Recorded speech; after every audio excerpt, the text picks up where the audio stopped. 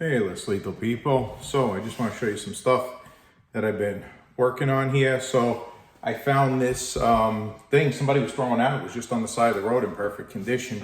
So I picked it up and I have been meaning to set it up for almost a year now. It's been sitting there maybe 9 months.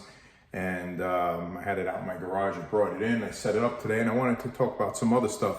So the first thing I want to talk about is my M17. So what I did here with this one is I was running the 9 CI tank on it and I put back on the 13 CI tank, either way. So I'm getting about, now I lowered this down to about 50, in the 50s, same as the Intrabuster for the Joules. I got rid of the Home Defense 24 barrel and I put back on the stock barrel to make it shorter. And I have the Home Defense 24 kit and springs in here. And I'm using it just as kinetic rounds, 50 joules, 55 joules, 60 joules. That's more than enough for kinetic, less lethal defense, and it's perfect. So that's my M17, how I have it set up. And what I did was, when I'm getting that, I'm using either Grimberg Joules or I'm using the Alien Play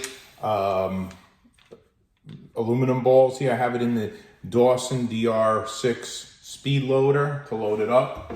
So I got my DR6 of that set up there, nice and cool on the wall. I'll be filling that up a little bit more, putting 1 or 2 more things on. And I finally got this tuned out to where I want, my HDB68. So what I got going on with this is, some days I go back and forth. I'm thinking about doing an HPA tank here with a remote line, or maybe something from the back.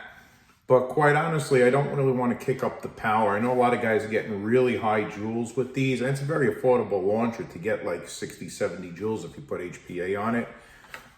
But since I have the Intrabuster and I have the M17, which are great for the kinetic rounds, I figured I would just put the Home Defense 24 kit in here, and it's in the it's like 30 joules or whatever, and 35 joules, and it all depends on what I shoot. And the CO2, so it's got the valve block removed, and I'm using it only for chemical rounds. It fires the Duke chemical rounds perfectly. They don't break in here. It's not very, it's a kind of a weak spring, so it's not very powerful, so it doesn't put a lot of pressure on them.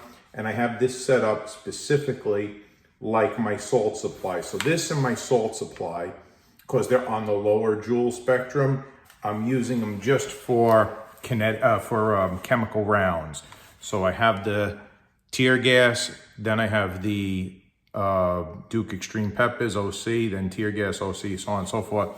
And I'm using this especially at nighttime on my property for bear and coyotes. I've been having a lot of coyotes lately. I haven't seen any bear really in a while, but a lot of coyotes I've seen on my property. At nighttime when I open up the window, they're out there, they're howling away, and I see them crossing right in front of my driveway.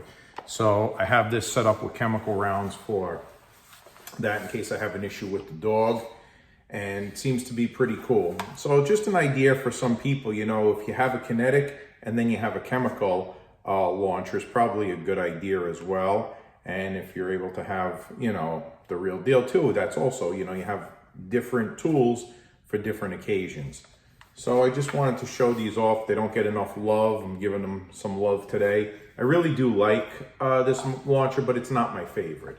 It's okay for chemical rounds. Sometimes it's a little bit annoying for a left-handed person because of where the safety is on this. I'm thinking of just removing it completely so I don't have to deal with it. But for the price, honestly, though, you can't beat it. You know, you're talking a sub $200 launcher and fully modified. It's just, you can't beat that. It's like the salt supply. It's great and you can't beat it. Anyway, just showing you some stuff that I got going on and up to date on, and now to get cracking on more stuff. Anyway, stay safe, stay educated, and enjoy.